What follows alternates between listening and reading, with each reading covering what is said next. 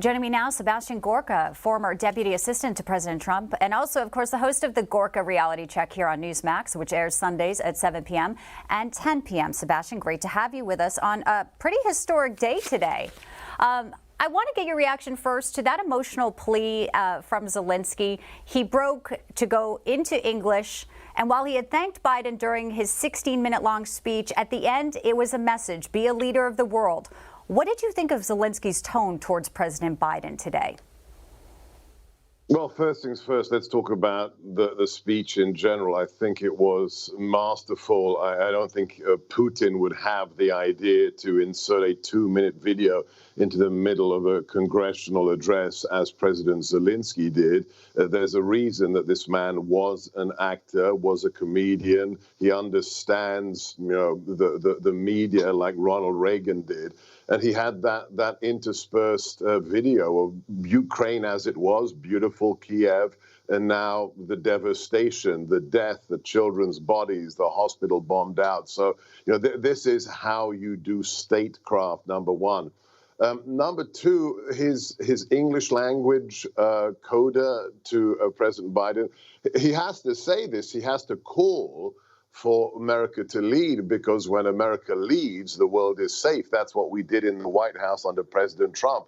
As the president noted in his recent CPAC address, he's the only president this century who didn't witness Russia invading its neighbors when he was in office. Under George Bush, Georgia was invaded by Putin. Under Obama, it was Crimea. Now, under Biden, it's the rest of Ukraine. So he had to make that statement today, but it's going to fall on deaf ears. Biden is not a leader. He is surrounded by politically correct individuals who are obsessed with ideology and wokeness, from Mark Milley to Jake Sullivan, the great Russia hoax perpetrator. So, he had to say it, but it's not going to change the geopolitical calculus. And he said it so eloquently, and obviously Zelenskyy has won the hearts of the world, really becoming this iconic figure, as you mentioned.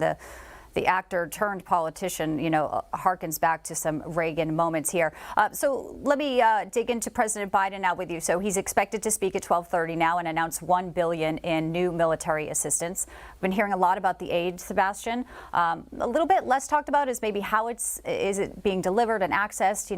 Is questions possibly what we send now being somewhat late. Can it actually even get into Kyiv? What's your take on what President Biden will be saying at 12:30? $1 late and $1 short and a day late, as the saying goes. This should have happened the first time Russian tanks rolled into Ukraine. I wrote a piece for the Heritage Foundation 2 weeks ago in which I not just arming Kiev, it is providing the unparalleled intelligence that we have. We don't need to put U.S. troops on the ground, but we have peerless signals intelligence, surveillance intelligence, more military satellites than anybody else. And we should be providing Kiev with the target packets right now of the Russian forces that have invaded, so that when they do deploy the Milan, the Javelin, and everything else, they are making the Russians bleed. I don't know if they're going to do that, because that requires courage in the spine, and we have a feckless, senile old man in the White House. Sebastian, the pressure on Putin, obviously there's been some economic pressure with sanctions being waged against him from several countries. And then just before we came to you today, reportedly Russia and Ukraine had drawn up a neutrality plan, a 15-point draft, according to the Financial Times, which may actually be some hope for these peace talks. But, we talk a lot about giving Putin an off-ramp, giving him an opportunity to feel like he has a win to maybe end this. Where do you think we are when you hear reports that there's this possible plan? Many say Putin is not committed to peace, and they just worry he's trying to regroup his forces, which have suffered a lot of losses. Well, those individuals are absolutely correct. Can we just have a sanity check?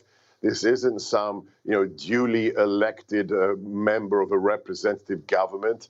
This is an unreconstituted KGB colonel who has said on the record that the greatest geopolitical tragedy of the 20th century was the loss of the Soviet Union. That's what he's trying to do right now. That's been his plan ever since he helped orchestrate the bombing of that Moscow apartment block back in 1999, which helped him propel his political career into the Kremlin.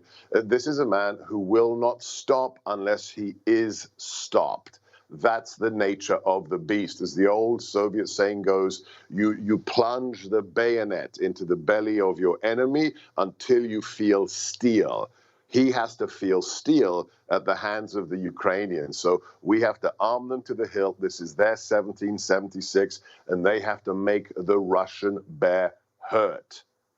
And does it bode some good news then that we see NATO strengthening some of their troops along their borders? We saw a mission yesterday, and we know that more deployments are happening to the NATO countries surrounding Ukraine. Does that signal to Putin that he is going to face severe consequences? You know, NATO is ready if he dares to try to go into one of their countries?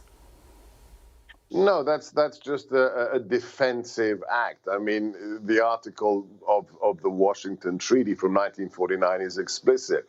An attack on one is an attack on all. That's the collective defense, Article 5 pillar of the alliance. And of course, if there is an attack, we have to respond. But that's defensive. What we need is an offensive assistance to the Ukrainians. That's the real question. Is the Biden administration, after the disastrous flip-flop on the Polish exchange for the F-16 backfills of the MiG-29s, are they going to show some leadership? Because NATO is nothing. NATO is nothing without American leadership. Well, we await the president's comments. They're just about 15 minutes away. Sebastian Gorka, we thank you for joining us with some analysis. And of course, we'll be watching you this Sunday at 7 p.m. Thanks, Sebastian. God bless. Thank you.